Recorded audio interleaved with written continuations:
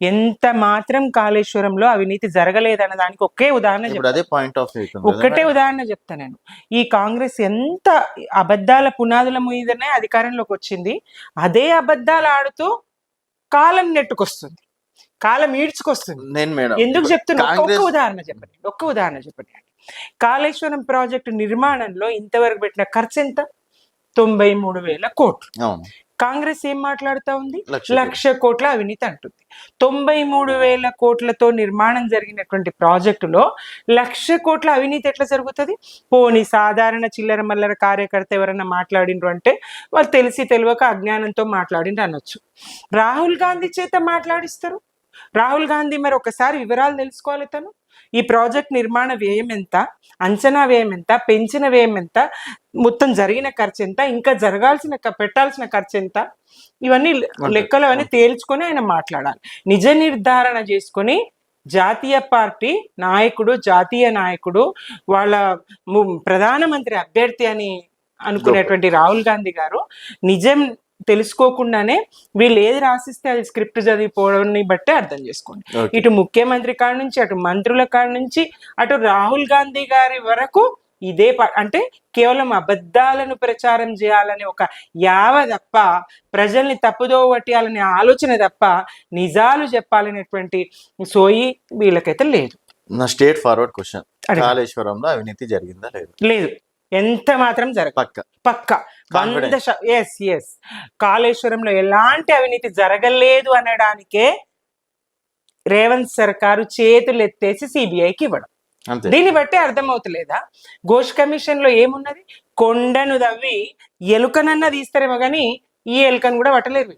కొండను దవ్వి వాళ్ళకి ఎలుక కూడా దొరకలేదు. కొండను దవ్విన కోట్ల రూపాయల ఖర్చు పెట్టి కొండను దవ్విండ్రండి ఘోష్ కమిషన్ పేరుతోని. రేపు సిబిఐ విచారణలో కేసీఆర్ గారు కావచ్చు, హరీష్ రావు గారు కావచ్చు, ఇంకెవరైనా కావచ్చు, దోషులుగా తేలితే ఎవ్వరు ఎప్పుడు తేలరు. ఏ కమిషన్లన్నా వేయని, ఏ విచారణలన్నా చేయని ఇదే రాహుల్ గాంధీ గారు సిబిఐ, ఈడీ, బీజేపీ జేబు సంస్థలు, మోదీ జేబు సంస్థలు అంటారు. ఇక్కడికి వచ్చేసరికి ఏమైతుంది మరి? ఈ చోటే బాయ్ ఆ బడే బాయ్కి ఎట్లా అప్పగిస్తాడు? ఇప్పటిదాకా మేము కాళేశ్వరంతో చెయ్యాల్సినంత బద్నాం చేసినామో, ఎవరన్నా కొంతమంది ఆలోచించదగ్గ స్థాయి లేనటువంటి వాళ్ళు నమ్ముతారు. ఆ ప్రజలందరూ ఒకే రకంగా ఉండరు. కొంతమంది చెప్పిన నిజాలు కావచ్చు అనుకుంటారు. ఒక మాట 2 సార్లు 3 సార్లు పదే విని అదే నిజం అనుకుంటున్న కొంతమంది అనుకుంటారు. సో మేము అట్లా కొంతమంది నమ్మించగలిగినాము, ఈ అబద్ధాలు మేము నమ్మించగలిగినాము, కేసీఆర్ మీద బద్నాం చేయగలిగినాము. ఇక మా వంత అయిపోయింది, మీరు ఎంత బద్నాం చేసుకుంటారో చేసుకోండి అని దొంగలు కలిసి ఊళ్ళు వంచుకున్నారు అంటారు.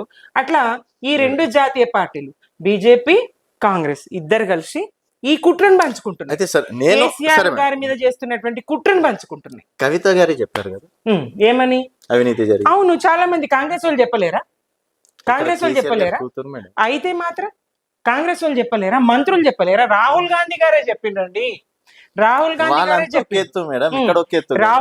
గారే చెప్పిండ్రు. అప్పుడు ఇక కవిత గారైనా ఇంకొకరైనా విభేదించినప్పుడు ఎవరైనా మాట్లాడతారు.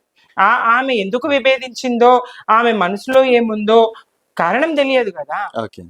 ఎట్లా చెప్తా? జస్ట్ విభేదాలే అంతే. కాళేశ్వరంలో జరగలే, ఎలాంటి అవినీతి జరగలేదు. టిఆర్ఎస్ కార్యకర్తగా నమ్ముతున్నారు. 100% నమ్ముతున్నా. నేనే కాదు, తెలంగాణ ప్రజలు కూడా నమ్ముతున్నారు. జరిగితే గనుక ఘోష్ కమిషన్ నివేదికను అర్ధరాత్రి అసెంబ్లీలో పెట్టాల్సిన అవసరం ఉంటుందా? దొంగరాత్రి అసెంబ్లీలో పెట్టాల్సిన అవసరం ఉంటుందా? చర్చలు లేకుండా ఏకపక్షంగా సిబిఐకి అప్పగించాల్సిన అవసరం ఉంటుందా? ఈయన చర్యలు తీసుకోకపోవునా, అక్కడ ఏమన్నా జరిగి ఉంటే నిర్ధారణ జరగకపోవునా, ఘోష్ కమిషన్ ఏమన్నా ₹1 అవినీతి జరిగినట్టు నిరూపించిందా?